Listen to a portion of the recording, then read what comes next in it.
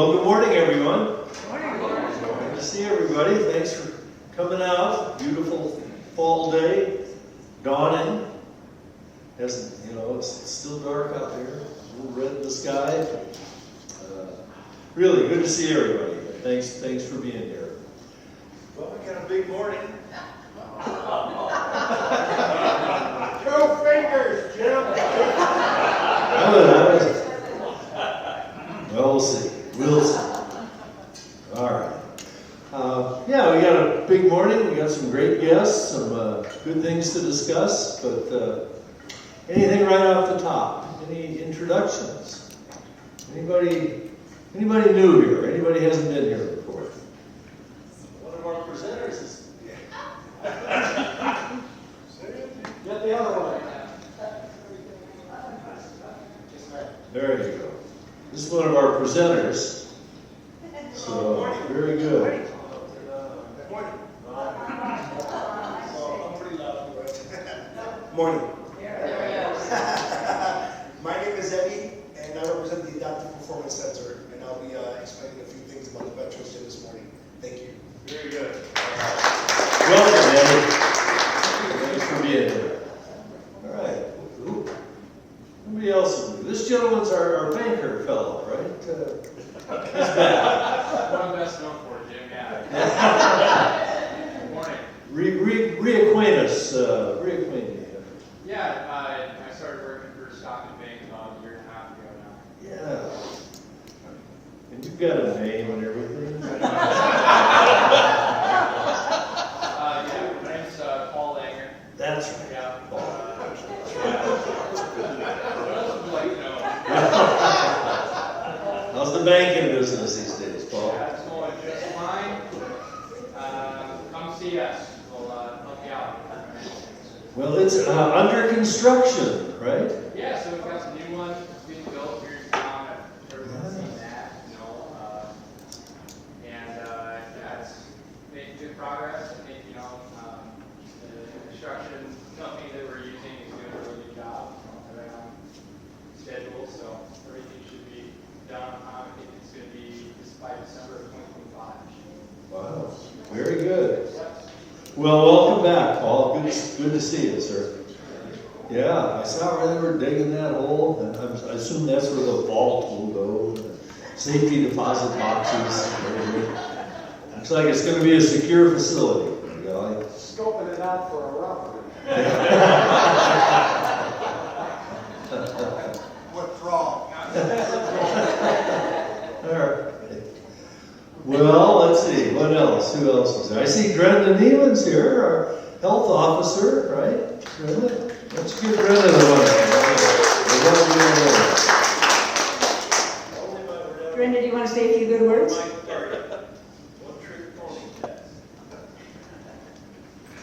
Brenda was putting stuff on the. Thanks, Ann.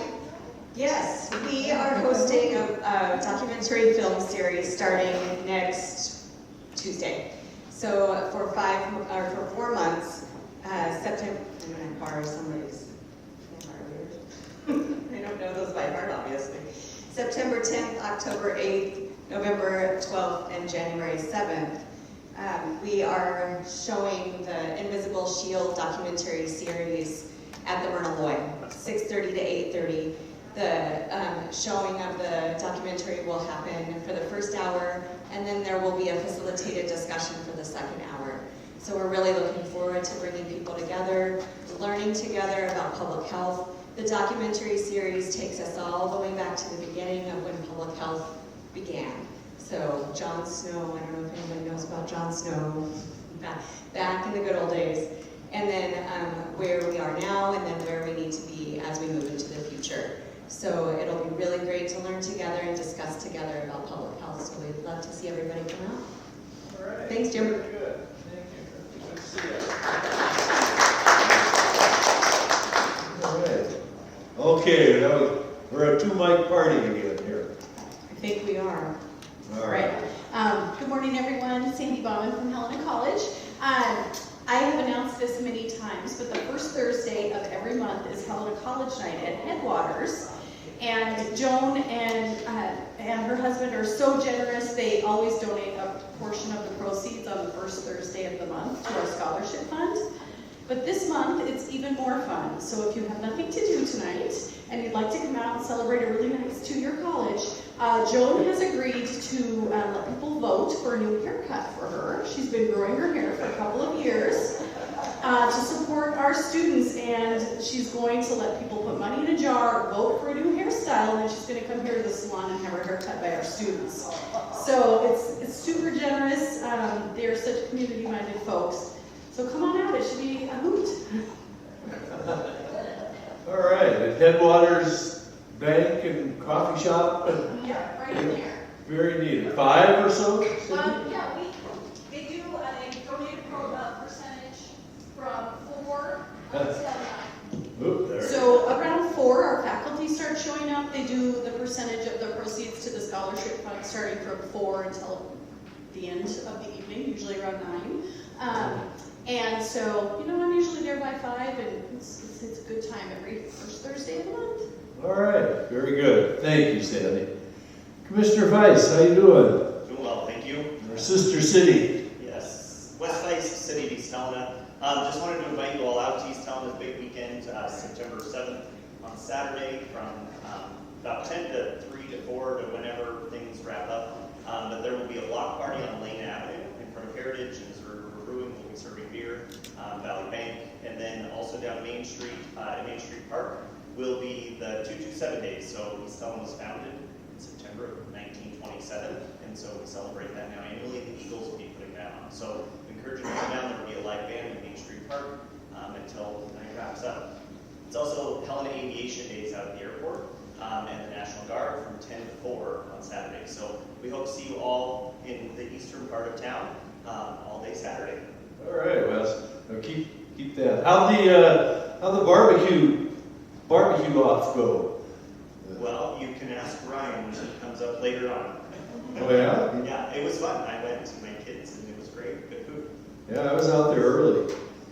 Okay, well, we'll work that into your presentation, right? All right. Johnny. Good morning, John Moore, and I'm on the board of the Helena Area Community Foundation. Yesterday was another annual Spirit of Philanthropy Award, named in honor of Steve Browning, who was one of the founders of the Helena Area Community Foundation.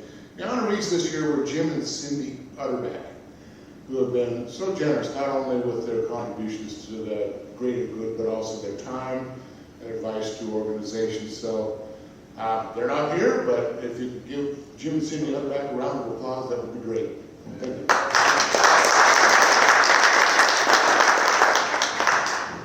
Yeah, thank you, Johnny. Yeah. They've done a lot, as has Mr. Brown. Well, what else is going on? Who else has got something for us? Mickey, come on up. Or there. All right. Good morning, everybody. I want you to mark your calendars for September 23rd at 5:30 at the Helena Theater. We are going to have a forum for the county commissioners. We have 2 candidates that are running. We know that our own Andy will be there, and also Joe Dooley. So come and meet your commissioners, your current commissioner, your candidate that wants to be a commissioner. We'll have great questions. This is sponsored by the League of Women Voters of Helena. It's got a great opportunity. We haven't had a forum for a long time for candidates, but it's time. So come and support your commissioners. Thank you very much. When and where? It's at the Helena Theater. Yeah, it's over there by the train station. Old train station. Date? Yes, and it's 5:30 on September 23rd. Will it be like Okay. And I hope you all will come. This is a great opportunity for the community, and thank you very much. Yeah, that'll be neat. Thanks for doing that, Mickey, and the League of Women Voters is the sponsoring organization, right? Yeah, we're kind of thinking local, right?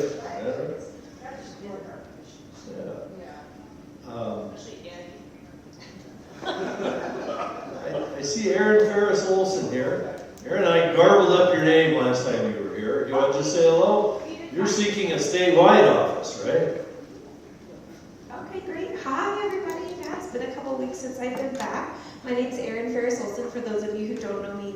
I am a licensed attorney. I have 2 kids at Jefferson Elementary and spent a bulk of my career working on access to justice initiatives, including running the self-help law centers throughout the state, so helping people represent themselves in court. So providing accurate information to everybody who comes before their court is something that I'm really passionate about, and that's my vision for Clerk of the Montana Supreme Court.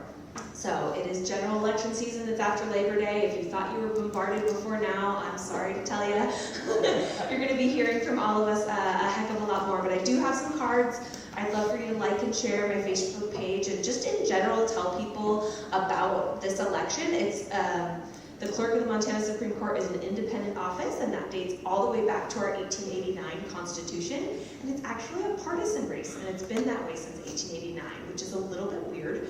And I'm actually advocating for it to transition into a nonpartisan role, and I'm running a nonpartisan race. I truly believe that the court should serve everybody before it, without any regard for their political affiliation or ideology. And that's the distinguishing factor between me and my opponent. So I hope that you'll tell people about my race and about my candidacy, and thank you for getting together every Thursday. Like I said, I got 2 young kids, so I try to make it as much as I can, but I hope to see you more between now and November.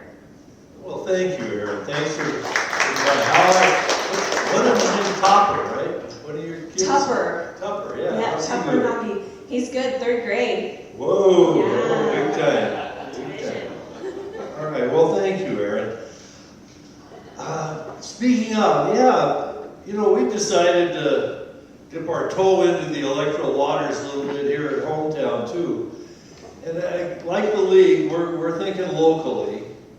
And unlike the league, we can't have a full-blown exchange or a candidate debate, but we do want some exposure and some introductions of some local candidates. And Peter's going to tell us a little bit about that. You pretty much said it all. Peter Strauss, Helena Farmers Market, Great Bud Ski Patrol, as well as hometown Helena. And this time, we're setting up 2 candidate forums on September 26th, and then the next week, October 3rd, for the local state races. So this is State House and State Senate. We've got 3 Senate seats up this time, locally. Is that right? I'm looking at my local senator. Yes, it's correct. Well, okay, because Janet is older, like me. Right. I know Laura's running. Right. So we have 3 local Senate Okay. seats up. Is Becky? Becky's running. Sorry for the private conversation with the microphone. Sorry, guys. 3 local Senate seats, and then all the House seats are up. So we've got 11 local seats up. We'll have 6 seats come in and introduce themselves on the 26th, and then 5 on the 3rd. As well, we're inviting any other candidate to come in and just say hello anytime they want, of course. So we've got PSC, we've got Supreme Court, we've got, I think there's a Senate race or something, and maybe Congress, and I heard something about PSC, and good Lord, there's 1,000 offices up on the ballot. We're also trying to pull together a session on the ballot initiatives because they're so important this time around. We want to see if we can get a political science professor to come in and just give us an overview of everything about those initiatives, as opposed to saying this one is good or that one is good. So we're looking for that. And the candidate forums, 26th and the 3rd. It's not a debate, it's just a forum. Thank you, Peter. Right here. Right here. Right. Hometown Helena. 7 a.m. Yeah, thank you, Peter. Very good. Yeah, Peter's been taking the lead on this. Let's give him a hand. Extending the invitations, trying to explain who we are, what we do for this non-organization. So it should be good. And that was about the most we felt we could do. I mean, I know in the past there's been the full-blown debate at Carroll College, Senate candidates, and federal offices, statewide, but that seems a little beyond our grasp this year. So we're going to think locally and at least introduce you, or invite our local candidates to introduce themselves to you. So plan to join us September 26th and October 3rd. And thank you, Peter. All right. What else? What else? Yes, sir. Stephen. Yes, you got time? Yeah. Great. Hello, I'm Stephen Farragut. I work at Rocky Mountain Development Council, and I'm also a member of our Friends of Head Start Committee, which is the fundraising arm for our Head Start program. And we are hosting a fundraiser on October 3rd at the Delta Inn.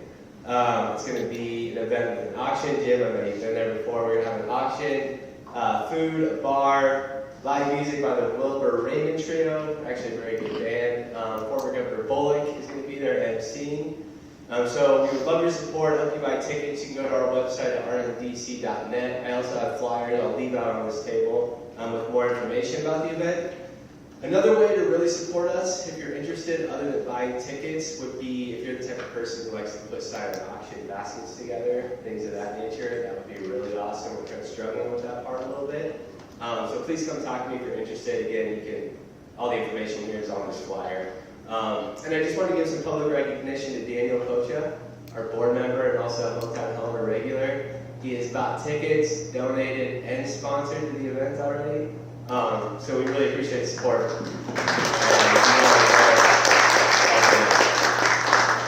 So thank you, Jim. Oh, you bet, Stephen. That'll be a great evening. And Head Start's been a great, it's more than a program. It's like a mission. But it's been a great thing here in town since 1965. Yeah. 68. Very good. Thank you, Stephen. What else we got? Quiet out there. Well, why don't we turn to our guest? And Ryan Lukow's here with Impact Montana. Ryan, why don't we start with you? If that'd be all right? Yeah. Come on up. Let's see. I'm going to give you the main mic here. All right, sounds good. Thank you, A sir. little closer. Lean over. Your pleasure. All right. Good morning, everybody. I'm Ryan Luco, Executive Director and founder of Impact Montana. How many of you are familiar with Impact Montana? Good. Okay, so I'm not speaking Greek, hopefully, to all of you, but so Impact Montana is a nonprofit org that covers folks statewide. Our mission is specifically to help service members, vets, first responders, and their families. So it's not just vets, it's first responders, so law enforcement community, EMT community, firefighting community, both wildland and structural, and their families, which is a significant part of what we do. Define or redefine their purpose, connect with health and community solutions, and strive for what they value. So bottom line is, our organization gets into the foxhole or into the trenches with folks, no matter where they're at, and gets them back on the path to thriving. So as everybody knows, this community is a high-functioning community, and oftentimes because of service, there are challenges that are posed that keep them from thriving. So our mission, our objective is to get them back on that path to thriving, because let's face it, if they're not thriving, they don't want to be in the community, they don't want to be at Hometown Helena, they don't want to be a productive member of society, when all of them have that propensity to be productive members of society. So that's my elevator and a half pitch on the organization. My background, I'm a native Helenan, I don't remember her name. She had her 2 kids that she takes to school and prevents her from being able to come to this meeting. I've come in the past on several occasions, but it's been a long time because I have 5 kids at home, and Thursday mornings I am focused on getting them to school as well. So as much as I'd love to be here, that's my priority, and unfortunately that's what prevents me from being able to come. So native Helenan, left for about 10 years, honestly didn't want to come back, and after 10 years of being away, 18 years ago, came back to Helena, and we have since stayed here and are in East Helena Valley. So Wes, I appreciate the pitch on the East Helena stuff, and love being an active member of that community. So I'm going to pull up my notes here because I will talk and talk and talk, and I don't think you guys probably want that. So I shared our mission. 3 things. So a lot of folks say, what in the world does that mean? When you talk about your mission, tell me what that means, in layman's terms. So 3 things. Impact Montana invests heavily in coaching mentoring, so it's peer-to-peer coaching mentoring. We have an integrative health service partner network, which is 47 service partners strong across the state. So when we're in the trenches or in the foxhole with somebody, and they're struggling with chronic and acute conditions, more often than not, they've come to a place where they are no longer being successful with really what they've been presented to get them back on the road to thriving. So our Integrative Health Service Partner Network includes service partners that have modalities like hyperbaric chamber therapy, biofeedback, infrared sauna, ketamine treatment, which ketamine treatment, the psychedelic treatments are becoming more and more popular for, especially in the vet community, to help somebody navigate through a PTSD or TBI related situation. So we've got service partners that have ketamine treatment, sensory deprivation. I don't know if I mentioned sensory deprivation, hyperbaric, but there's a lot of good modalities out there that don't necessarily get the access that they should because they're not supported by insurance, the VA, or other mainstream healthcare sources that would help them access those. So when a situation comes up that somebody is recognized as potentially needing, let's say ketamine treatment, we provide a referral to our service partner network, which includes functional medicine providers, and they go through the process to determine if those treatments are actually going to be valuable for those individuals. So the beauty of it is this network complements the existing healthcare system that's out there, and more often than not, we get to navigate through that and get them back on the road to thriving pretty rapidly, actually. So that's a little bit. Let's see, the 3 things I mentioned, 2 of them already: the coaching, mentoring, the connection to the community solutions, and then the 3rd piece is the community. So our really foundation is the community that's supporting Impact Montana. Part of that is in fact the Integrative Health Service Partner Network, but other pieces of it are volunteers, business partners. So we've got a growing business partner network. We have individual and family contributors. So all of those pieces are really what is creating this dynamic community of support, because let's face it, everybody in Montana knows somebody from the demographics that we're serving. So everybody has an opportunity to invest in this mission. So that's our heart. I want to give just some real quick stats. So part of our coaching and mentoring includes a Thrive Factors assessment. So we operate under what we call our Thrive Factors model, which includes spiritual health and wellness, physical health and wellness, family wellness, career wellness, social wellness, and financial wellness. So our assessment allows somebody to go through each of those 6 functional areas of wellness, introspectively consider where they're at in each of those areas, and then together we create a plan, which is what we call their Thrive Action Plan, to get them back on the road to where it is they want to be. So if it's a family situation where someone's struggling in their marriage, that's what we're pursuing, is to reconcile that marriage. If it's a situation, I mean, you can imagine all the different variables that come into play. So just real quick, statistics that I think are revealing as to where this community currently stands. So roughly 66%, on a scale of 1 to 10, 66% of our participants would say their overall health and wellness is a 6 or lower, which I think is pretty significant. On a same scale, obviously, physical health and wellness, and this is this is the highest percentage, and the biggest challenge that this community faces is 76% out of 155 individuals that have done this Thrive Factor assessment, 76% of those folks say their overall health and wellness is a 6 or lower. So that's 3/4, obviously, of folks.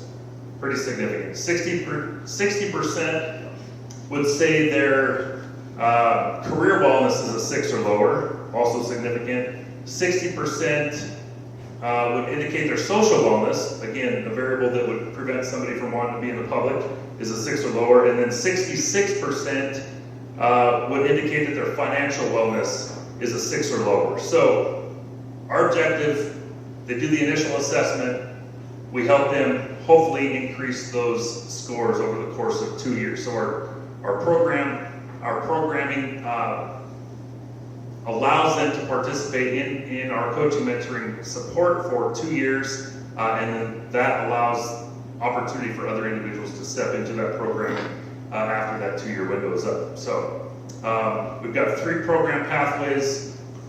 One is for very acute and severe needs, also financially based. Then there's a middle pathway that allows us to match someone's contribution based on the program services that they're wanting to pursue or access. And then the third pathway is actually the optimal one, and it's our newest one. That pathway allows service members, vets, first responders, and families to simply access our service partner network, utilize any of our service partners on their own accord without the coaching and mentoring, and access it based on the negotiated rates. So all of these service partners have agreed to reduce their rates for the services that they provide according to the Impact Montana schedule. So that third pathway is pretty important for us because it's a capacity builder. They're a part of our mission. They're not taking any resources from Impact Montana. They're actually increasing the capacity for others to be able to benefit from the other 2 pathways. So I think, I don't know if that's about 10 minutes, but it feels like about 10 minutes. So if there's any questions, be happy to answer them. Yes? Funding for your program. Yep, exactly. Thank you. It's good to see you, sir. Yeah, funding for Impact Montana's programming. So it's done through events. It's done through business partnerships. It's done through foundations. We've got good relationships with Montana-based foundations. We are specific to Montana, so that limits some outside national level support. So I would say our funding is on a micro basis. Foundations are included in that. Individual and family contributors, so anybody can become a part of our impact partner support, which is $18.89 a month, or it starts at $18.89 a month. So very minimal for someone to invest in what we're doing. Events are a big one, and I'm glad you asked that because I was going to forget about it. We've got a lot of events that we do. In fact, East Helena Smoke Show was a fundraiser in partnership with Missouri River Brewing Company. That was a phenomenal event. If you had a chance to come out, the attendance this year was a little bit less than last year, actually quite a bit less than last year, but there were some weather things and just logistical things that kind of influenced that. But on September 20th, we have a golf scramble, so if anybody in here is a golfer, we have a golf scramble just like a lot of other organizations. The difference between our scramble and others is that we require each team needs to have a service member, vet, first responder, or family member on the team. So it's purposeful. We want to build those connections and validate that community-based approach that I talked about. So there's a golf scramble on September 20th, and then the Night of Impact is our annual fundraiser. This will be the 3rd year. Again, every organization loves to have galas and dress up. This will be our 3rd annual Night of Impact. It's Thursday, October 10th, and that is at the Civic Center this year. So the last 2 years it's been on a Saturday. This year it's on a Thursday. So we'll see how that goes, but we're really excited for that. And yeah, events are a big part of our fundraising, and then obviously individual, family, and business contributors. There's your short answer. Yes. Still doing dueling pianos? Yes. Well, and Peter, it's great to see you. So I think, man, 5 years ago, it was 5 years ago, right before COVID, we were invited to participate in dueling pianos, and it was so close that night. I think it was like a $200 difference or something on a very small scale. They beat us. They invited us back the next year. We were a little bit more successful that next year, and it's because Peter wasn't there, I think. And then we've been doing it ever since. So this year, coming in February, it's the last Saturday in February. They're actually kicking us out. We've been very successful with that mission. They're saying, this will be your last year. It's time for somebody else to come in. And so for anybody that's come to that Dueling Pianos event, thank you very much. That is such a huge blessing to us as an organization. So yes, thank you, Peter. Anybody else? All right. I've got brochures and cards here too, if anybody would like more information.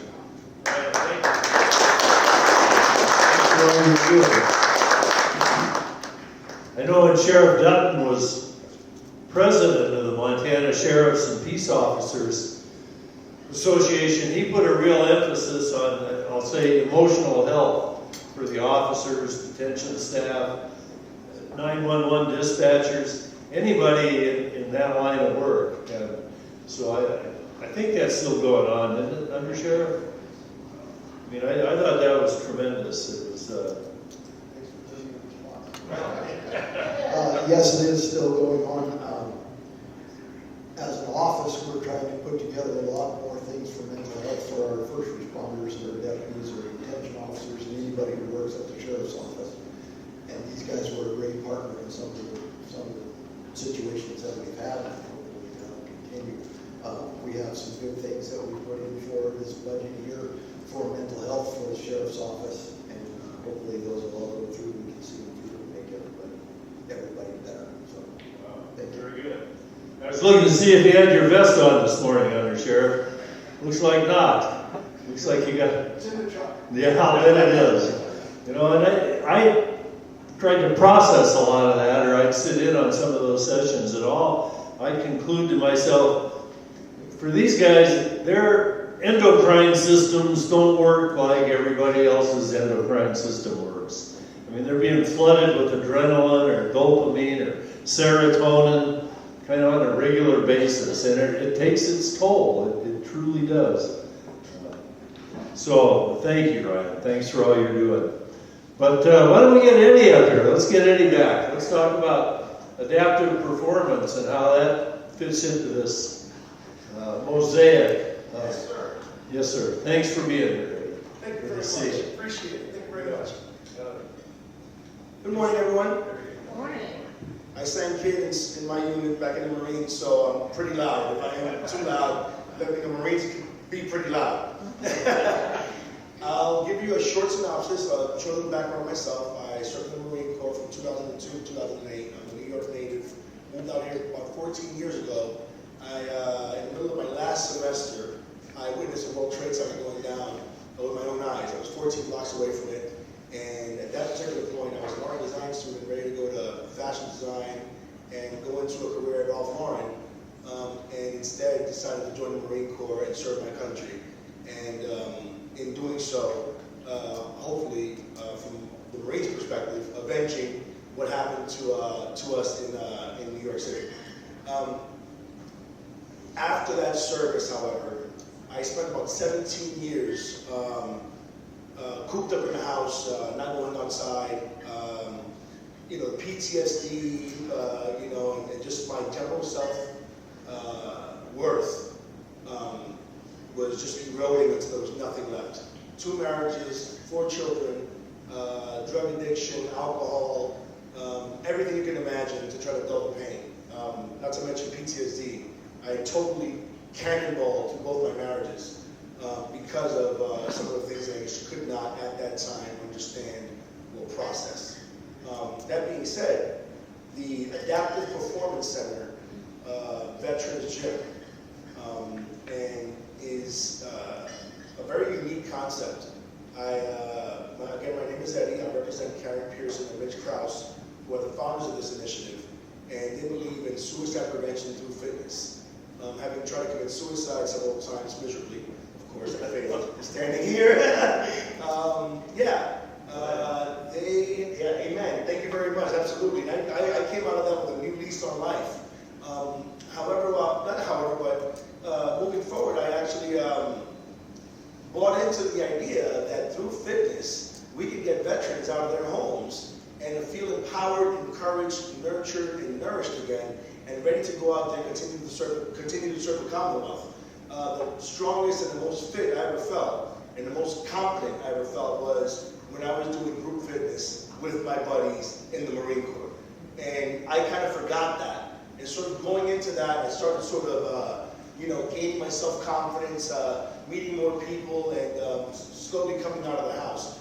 After not being employed for about 14 years, I now have, for about a year and a half now, I've risen up to the point where they've trusted me with the facility. I mean, I wasn't even trusted around my own kids, And now we have a great, big, huge facility that we have for veterans to, again, benefit from fitness and camaraderie. We have a great lounge area. Ryan Lukow's been there. We have our Sheriff Brent Culver's been there. We really, really believe in creating that sense of community in there, where it's not just about going in there and working out. We go in there and talk to different veterans. We have veterans come back so much so that my greatest achievement and my greatest thing isn't even myself. There's a Vietnam veteran, okay, who was in his house for years on end, and he just kind of happened to start hanging around here and there, and just kind of being there, and just kind of being around, wasn't working out, doing anything. And next thing you know, Mike wanted to become a certified personal trainer. And now, after not doing anything for so long, our friend Mike is now training other Vietnam-era veterans in how to become mobile, how to become more active, and how to engage their communities. And in doing this, it's a great, great, absolutely wonderful thing, because, those Vietnam guys, if you guys have, any veterans, family members, or veterans yourselves, there's a special sort of salt to them, you know what I mean? And there's going to be resistance, in accepting the new change. However, he did that, he's training people, and that's one of the greatest achievements now, that we have other veterans. We've served over 500 veterans in the local community. It's not just a gym. We have quality of life components that are also in addition to the fitness component. We have massage therapy every Wednesday, complimentary. We sign up for that. We have yoga instruction for quality of life as well. We have core instruction. I myself am a core instructor. I have a young lady back there, her and her husband Neil, were in my classes at Crossroads. I moved on from there to continue to serve the vets. And I motivate. I see a guy, we had a guy who walked in there and go, 1, 2, 3, 4. They snap up. Shoulders go back. I started looking around and started lockstep and marching. And I was, and I started using that sort of, that sort of method to try to get these guys back where they felt that they were powerful, strong, and serving the country.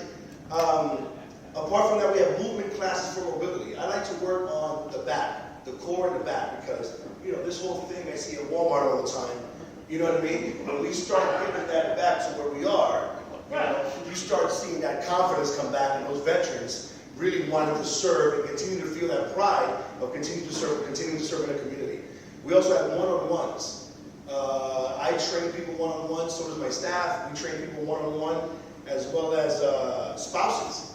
Spouses, because in my personal experience, spouses are the ones that really, really, really take the brunt of guys coming back home and not understanding what's going on, not knowing how to communicate, and especially the Marines, the shouting and the yelling and the slamming things, they don't know how to cope with that. And we have exit strategies in the military that just haven't really stuck the way that we want them to stay. Spouses are welcome to join the veterans in the classes, in the gym, because I believe that as two people, okay, and the children as well, as two people working individually towards self-betterment, while they're working together that's something that builds a bond what we're trying to do. You know what I mean? And that's kind of where I'm coming from. We have about $300,000 worth of brand new equipment. It's only a year old. I mean, it's parking, it looks like a Ferrari showroom. If you think about Veterans Gym, I think about what I've seen in New York. Is Nixon era donated high school equipment that nobody uses anymore, and we give it to the vets and let them, do what they do, and we've completed our obligation to the veterans by doing this thing right here, this gym right here. We have a big, what I call a big Tom Cruise flag. Tom Cruise is always in front of the flag. Whenever he's in the movies, he's always in front of a big, huge flag. We have that flag there, and we do our classes underneath that flag. And I got to reach for Old Glory every morning. You know what I mean? And they feel good about that. They feel good about that. They feel really, really good about that. And I focus specifically on the Vietnam era guys. I want to be that guy. I am that guy who's going to be there at the door and say, good job. We had a guy that had a stroke on one of the machines. He survived. He had a stroke on one of the machines. Ryan drove him to the hospital. We took care of that guy because Ryan was going. We took care of that guy, got him to the hospital, and the one thing I was proud of doing, he survived. The one thing I was proud of doing when we were putting him into his van, he was like, I don't know, I'm going to take care of my wife, I can't leave. He was just mumbling all these things, and I was able to pat him on the back and say, thank you for your service to this country, because I didn't know I was going to see him again. Thank you for your service to this country. Thank you for what you've done. And God bless you. And that was one of the most empowering moments I've ever had. He continues to come, now he brings his wife, they're in the classes, and they're having fun moving forward together. The different elements and different components really, really lend themselves to what we're doing. I'm at 2475 Cook Street. I'm at your service, so is the gym. We have access to all the other nonprofit communities. We work with them as well to get resources for people. We have a peer liaison. There's vets, like myself, who I had a head injury, and I can remember everything. I'm talking about, Miss Epstein, kindergarten, Mr. Jones, the third grade t-shirt, but I cannot, for the life of me, work a computer or even go out to buy a car because the paperwork and everything, I just can't comprehend it. So we have peer liaisons for other veterans like that who go out there and deal with the community, deal with, helping veterans find housing, filling out paperwork, buying a car, like me, and fighting the VA to get the compensation that, these guys deserve, including our Vietnam veterans. I've seen some guys, Vietnam guys, at 10%, 10%, We've worked on that and gotten those guys what they deserved. Once again, my name is Eddie. I'm representing Karen Pearson and Mitch Krause. I look forward to seeing each and every one of you, if possible, coming down to 2475 Cook Street and checking out the gym that we have for veterans. Thank you very, very much.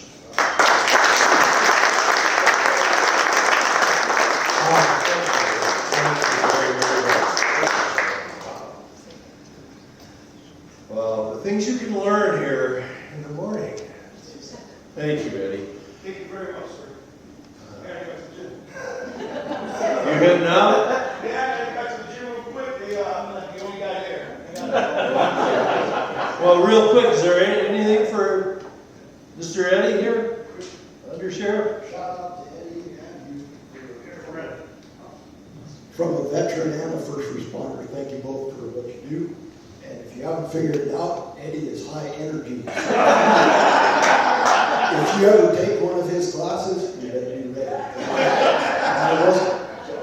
Thank you, Eddie. Appreciate it. Thank you, Brian. All right. Jim, Vicki. I have a question for Eddie. Vicki. Eddie, can you speak to what kind of programs you would have for female veterans? I know there are a lot of female veterans in this area in Helena that were in Vietnam that have suffered great. And I'd like to find out what kind of programs you have for female veterans, because there's quite a few in our community that served in Vietnam, and some of them are actually nurses and have written a book about what they went through too. You didn't talk about anything for the female veterans, so could you kind of speak to that, please? That's a very good question. I'm actually glad you actually said that. We have Colonel Darwin. I'm not sure if everybody knows her. Colonel Jen Darwin from the Air Force. She served in the Air Force, a full-fledged, full bird. I know that everybody who's in the military knows what that means. Full bird colonel. During the time where, we're going Desert Storm. So her superiors, these generals, 2 or 3-star generals, they come from a time where the culture in the military was different towards women. So was the attitude. She leads a leadership group. She leads a recovery group for MST. We've had a lot of, does anybody know what MST is? I mean, I hate to sort of dampen the morning with it, but there's military sexual trauma that our female veterans have experienced. Some of our female veterans have experienced, some have talked about it, some have not. Colonel Jen Darwin, in confidentiality, she will speak on leadership, speak on recovery, speak on reaching out for resources, overcoming the trauma, and being able to actually connect. We do women's hikes that she leads, and my assistant manager, Cammy Jurek, she leads these hikes as well. And we do art classes where we have not just specifically for female, but we have female groups and male groups. There's some of the female groups, they don't, they're not ready for a co-ed sort of situation. They're like a mixed nuts kind of bag. So we have leadership and we have MST at this particular moment in time, therapy, and as well as the leadership component from Colonel Jen. She went through a lot. I mean, making it to full-fledged colonel as a female in the service during the 80s is an accomplishment within itself. Anybody who served back in those days understands where I'm coming from. I didn't serve back in those days, but no, we understand.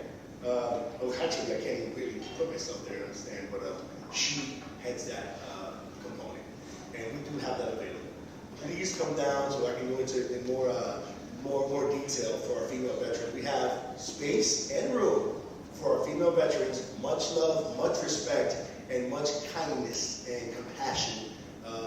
Not just for all our veterans, but our female veterans who went through these specific things that really shouldn't have happened. Thank you. Oh, that helped. Did that help? Yeah, that, Okay. Great question. Well, let's keep rolling. Is Garrett here from Bending Waters? Justin. This must be him. John? Justin. I'm sorry. Jim Smith. Well, welcome. I'm somewhat familiar with Bending Waters, but that's why you're here. Good morning. My name is Justin Weinberg. I am the city president of Bending Waters, Montana. We are a veterans group based out of Helena, and we essentially do everything fly fishing with veterans. There's a pretty popular national program called Project Healing Waters.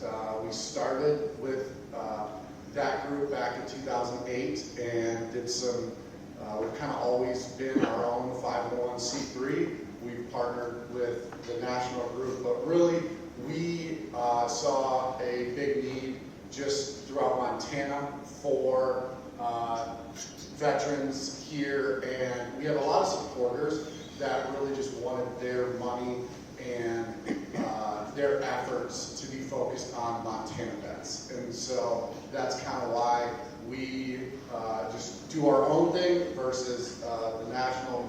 The only reason why I bring them up is a lot of people get us confused. So yeah, Bending Waters, Montana is a fully volunteer board of 9 board members. We started in 2008, and we service about 450 to 550 vets a year. It just depends on the year and kind of how it works. We have a few different programs. The main programs that we have are, we do trips, just normal trips, where we'll do a day trip for either with a drift boat and float down the river with a vet, or we'll do walkway trips. We have access to some private water around Montana from supporters where we can get these vets on some pretty cool creeks and smaller rivers, and just rivers in general where we can teach them, spend the day with them, do that. We do overnight trips, so we'll do multi-day trips to different locations across the state. For example, this spring, so far this year, we've done dozen overnight trips, and we've done them on the Clark Fork outside of Superior. We've done a couple on Missouri. We've gone to the Blackfoot. We've gone to Idaho. We've gone to the Madison, and so we work with different donors, different organizations, different people, and we bring vets and do multi-day trips where it's a mixture of walkway with drift boats or just drift boats, and so we'll do that as part of our trips. And then one of our most popular programs is, as many of you probably know, Helena has one of the largest VA hospitals in the state, and in 2011 they opened up a PTSD and substance abuse wing at the hospital, and so it's on the property there. It's actually attached to the hospital. It's its own wing, but there's 24 beds there for veterans that are dealing with PTSD or substance abuse. And as you can probably guess, those two things most of the time go hand in hand. And we go into that facility the first and third Monday of every month, so essentially twice a month. And we teach fly tying classes, and we bring all the materials, devices, tools, and instructors in there, and we get the veterans from that board there to come into the rec room, and really teach them those how to tie supplies and do that. And also in that same kind of realm there, we do casting lessons, and then we also do rock building. So that's all within the Helena VA rec room, and then it's kind of pulling people, because that's an intensive, that program there is an intensive inpatient 6-week program. So the vets, they come in for the 6 weeks, they can leave and like go to the grocery store, gas station, some stuff like that, but for the most part, if they don't have vehicles, they can't get around, they have to get shuttled around and stuff, so that's why we go to them instead of doing it somewhere else in the community. But then also within that, we have vets that, since it's not in the actual ward there, it's just right next to it in the rec room, we can have vets from the community come and do that, so that's a really popular program we have. And then the last thing we kind of do, which is again very, very popular, is we actually own 4 drift boats ourselves, our organization does, and they are parked up and down the Missouri River at different fly shops. 3 of them are in Wolf Creek at Wolf Creek Angler, and then one of them is in Cascade at Trout, Montana. And we rotate those around a little bit. But any veteran can go online, go to our website, manywatersmontana.org, and you can reserve those boats for the day. It doesn't cost you anything except for the shuttle, and really, if you want to run your own shuttle, you can run your own shuttle, but most people just book it through the fly shop that they get the boat at. And so, yeah, those boats alone usually get about 250 user days a year.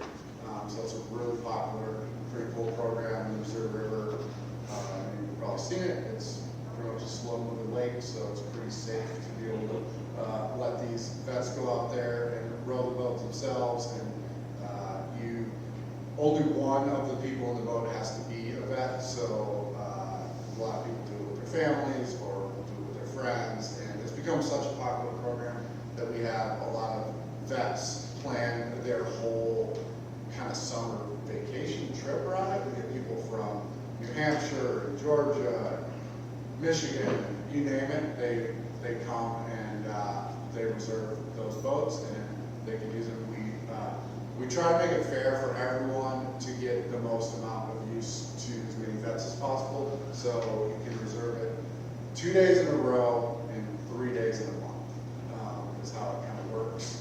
But like if there's 3 vets in a group, 3 people in the boat, you could reserve it 6 days in a row, just different vets and stuff. And so we do that, and Yeah, so we do quite a bit for fully volunteer board of just 9 people, and we try to, again, focus all of our efforts within Montana for vets. We do take some out-of-state vets. If they can get themselves here, then we'll take them on a trip. We don't have the funding right now to fly people from around the country to come on our trips. Everyone that comes on a trip with us, whether it's a day trip or a multi-day trip, we provide them with a rod and a reel, lines, a full fly rod outfit, some like a lanyard with nippers and hemostats, and then a fly box with some flies in it, and then some Yeti products and some swag. So we provide that for every vet that comes on a trip with us and does that, and then all the vets that come to the fly tying classes. Some people just want to try it and they don't really want to go any farther with it. It's just something to do while they're in the class, but other vets really take to it. It's a great way to kind of get your mind off the stuff that some of these other vets have talked about, just PTSD and just kind of dealing with that traumas and different things. So we'll give them the tools, devices, all that stuff. We'll provide that with them. And all of our events and programs that we provide for the vets is all at free of charge. That is pretty much get yourself to where the event is, and even then, as long as within Montana, we can help people out from that on that end. And we do a women's trip every spring, and so that's a big one of our things that we're really proud of. And so that's a women's only. We have women guides, we have women cooks, we have just everyone that organizes it. We have a few females that help out on our board, and so that trip is really popular. So we do that one, and then we do some co-ed trips, and then for the most part, though, we just try to separate stuff just to make it especially on overnight trips, just to try to make everyone as comfortable as possible.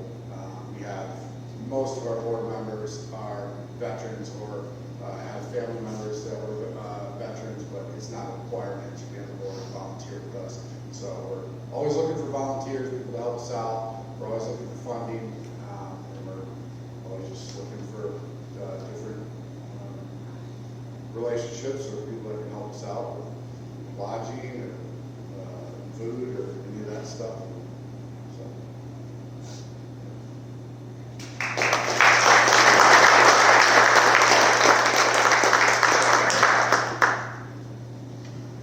John Jackson's got a question for you, Justin. Not necessarily a question, but a huge thing.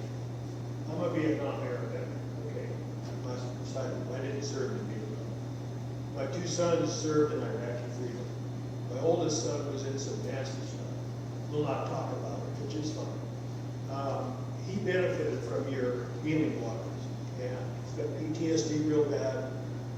Can't do crowds, can't do fireworks, that kind of stuff. And he really benefited from your program. So for me personally, thank you.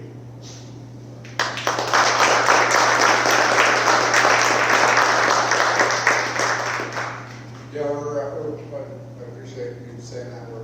This is something that's close to my heart. I'm a veteran myself. I served in Iraq in 2007, and came home. I really struggled with the substance abuse, and like the other guy was talking about in 2012, I didn't attempt. I thought about attempting suicide, and right then I kind of woke up. And so I've been sober ever since, and got involved in this program as a participant in 2011, and came on board in 2015. And situations like you're talking about, we see it a lot. It's something as small as like teaching someone how to tie just a small fly, and then all of a sudden it's just they run with it, and it totally turns their life around. They come out of the house, they get around groups, and that's why when we get these vets in a boat together, we get these vets on the water together, just in a house together and stuff. It's really amazing to see the first couple days, the first day, everyone's pretty nervous. vets don't really like to talk to people, they don't like crowds, all the things you mentioned. And so by the end of the first day and into the second day, it's pretty amazing to see the turnaround. We just did our Madison trip beginning of August, and immediately leaving that trip, we had 6 vets on that trip. 3 of them were texting and emailing and sending photos of them taking their rods and reels out and catching fish and kind of running with it. So for us, like, it's just another tool in the toolbox. That's what we look at it as, and just something. We don't really focus a lot on like having actual counselors or any sort of therapy talks, anything like that. Like, we believe just kind of getting out on the water, having those experiences, opening up and getting comfortable and giving yourself something to escape to is kind of our goal there. And it's been pretty successful for us. And so we do have a Vietnam trip also, Vietnam era trip. It's always, that one is one of our hardest ones to fill. Obviously, most Vietnam era guys are getting a little older, and a lot of them never even had anything in their whole career after career that no one's ever thanked them at all. And so this is a pretty big. That's one of my favorite programs, or my favorite trips, just because we get vets on that trip that are they're literally sick. It's the first time anyone's ever done anything for them. So, yeah. Just a quick funding question. Can you tell us how we can support and where and what? It just sounds like an amazing program. I'd love to know more about. Yeah. So there's honestly just going on our website and there's a donate button. So watersmontana.org. If you just want to, it's that simple. It's pretty much through PayPal. That's how I do it. You can on our website there's a PO box you can send. Most of our donations we have a big mix. We get a couple grants that we work with some local companies and just Montana-based companies that will give us money, and then we also have just a lot of individuals that donate. Some vary from, we get some people that give us $20 a month every month, and then we get, every once in a while we get really lucky, we get a $10,000 check. So yes, it all counts, and we appreciate all of it.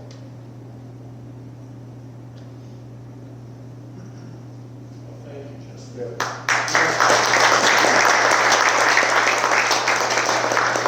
Real quick, one last thing. Surprisingly enough, one of the hardest things that we run into is just getting vets to come on these trips. It's a lot like we kind of talk about. Vets, they're pretty secluded. They get in their lane. They figure out what they like, and they just stick with that. So if you know of any vets, just have them go on our website. There's a spot to sign up as a participant. There's a spot to sign up as a volunteer on the website. And so, just spread the word. But we appreciate the time this morning, and thank you. Thank you. And thank you, Ryan and Eddie.